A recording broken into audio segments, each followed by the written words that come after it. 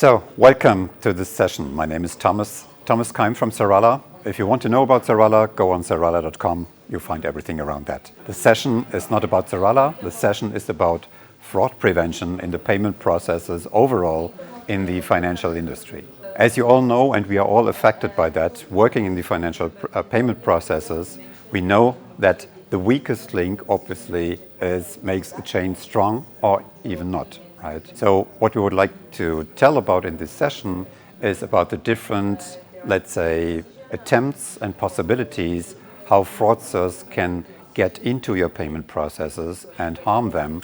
And that could be from external side, but also, as you all know, we don't want that, but also can be from internal people doing things like in accounting and faking something in order to make money out of that. We all don't want that, and I hope it's not happening in your organization, but it can happen.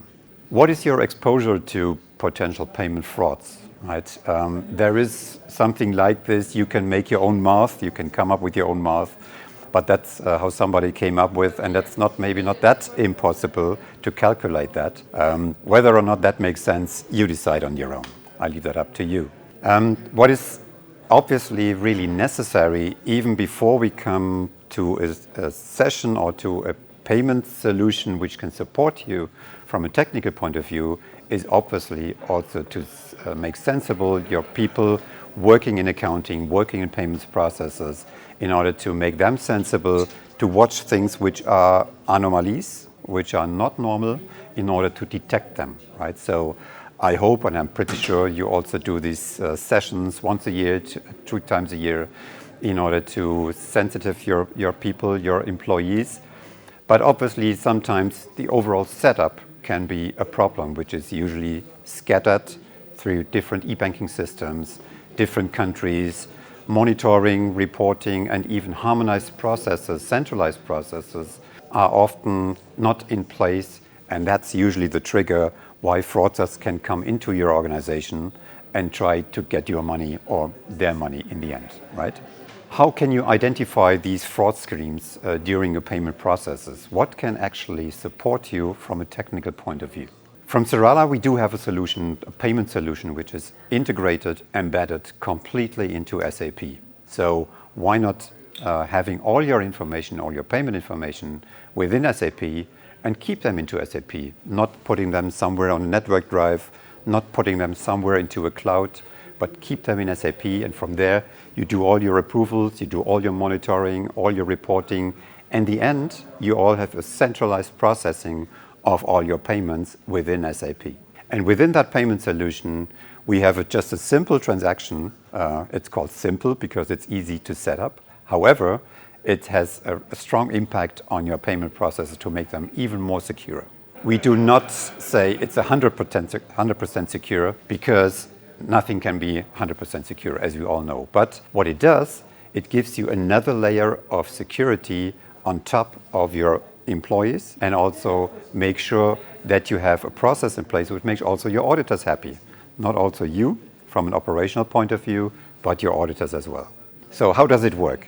Actually, we do have a solution within our payment software, a simple transaction, in order to import payment files from any source. That can be SAP, that can be non-SAP, treasury management systems, salary payments, whatsoever. And based on different criteria, and I come back to these criteria in a second, we can actually check whether or not some of these single transactions might be fraudster payments or not. What we do is, the moment we import that into our payment solution within SAP, it doesn't leave SAP, and even before the bank approval, there is a layer which does fraud checks, and these fraud checks are done automatically by the system itself based on those criteria. So in this example you see at the screen, just imagine we have a payment file with 100 payments, and based on these criteria, 10 payments are actually selected as possible fraud payments. So they can be taken out. That means that we can split the payment file, get the 90 payments to the bank already through the regular bank approval, and the other 10,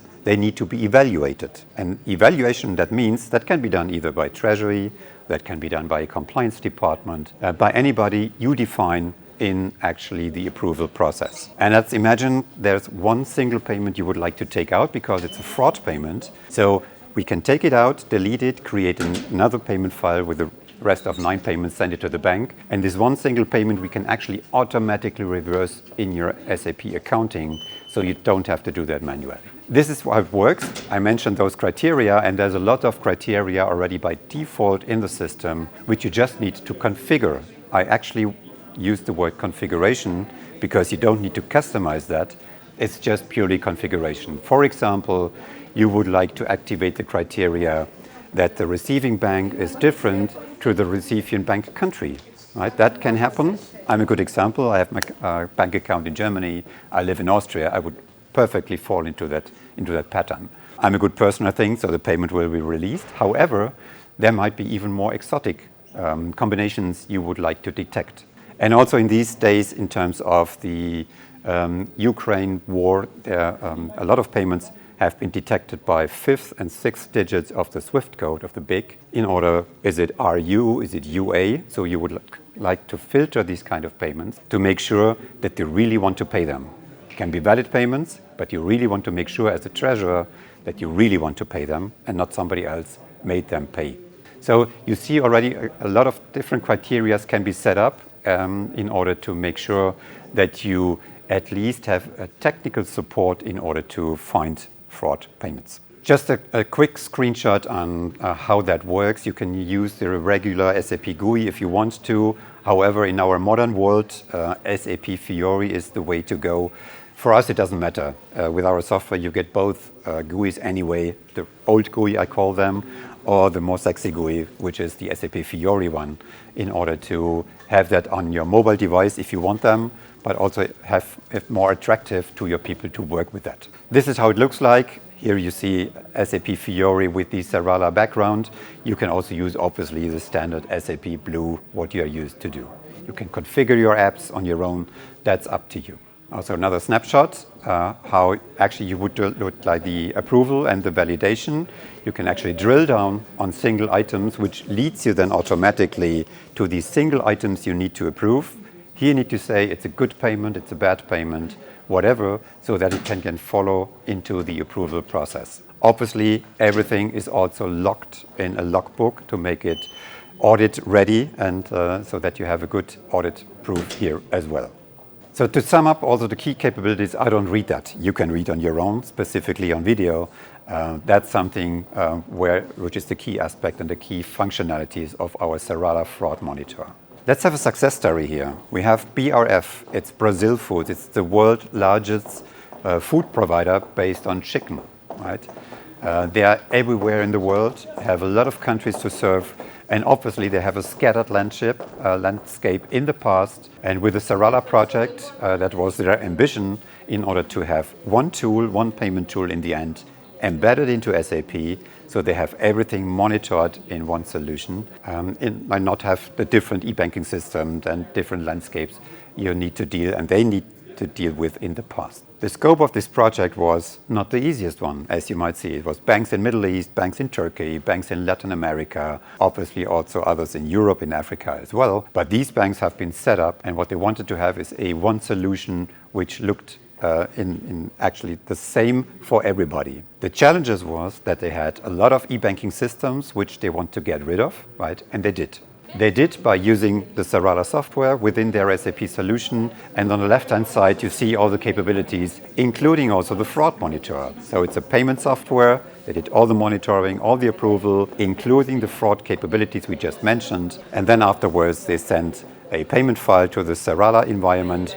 We do bank connectivity for them, which is SWIFT, it's EBIX, and different means as well. We also did the format conversion for them. So we have these format libraries in order to send it in the right format to the bank in order to establish STP, straight-through processing. What changed for them is actually a big portion, because they could get everything into your SAP environment. It was much more secure. It was a whole process, centralized and valuable for everybody, and also mandatory for everybody to follow this process. Right? Also, I don't need to tell you what they did here in this screen. They do invoice, of course, like you do as well. Everything was also run with the treasury department, because the Serala software run by business department instead of configured then by IT. So that was a big plus for them. Evaluation was done by compliance department. You don't need to do it by compliance department. You can also set up treasury people. That's depending how you set up for the approval process in the end. Different of those components, what they did with the fraud monitor, they did a lot of screenings as well. In fact, they also detected fraud payments. You can argue about the sum, whether this is good enough or not, but that's just a small portion of it when they started. Now it was even more. And obviously BRF is not the only customer. And that can also obviously be much more in your end, as we discussed in the beginning. So that's actually a wrap up already. If you want to know more, we do have a white paper available. Scan the code. My name is Thomas Keim at Serala. You have my contact details, will be provided anyway. Feel free to contact us. And thanks for listening and watching. Bye.